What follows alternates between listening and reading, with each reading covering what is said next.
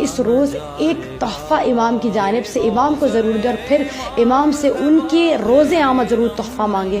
2 رکعت نماز ہے اور استغاثہ ہے امام رضا کے حضور. بس آپ نے 2 رکعت نماز پڑھنی ہے برائے استغاثہ بحضور امام رضا علیہ الصلوۃ والسلام اور ان سے توسل کرنا ہے.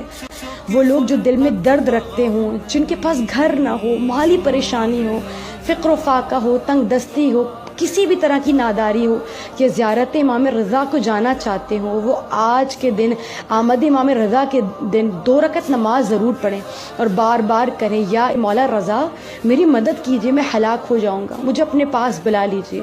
دعا کیجیے خدا را ہم سب کو مشہد مقدس اپنے عظیم والی مشہد کی زیارت جلد از جلد فرما.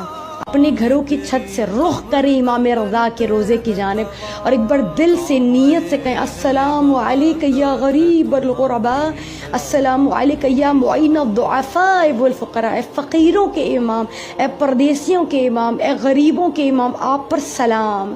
مولا آپ کا غریب نوکر نہ پہنچ سکا، کوئی اسباب بنا دیجیے.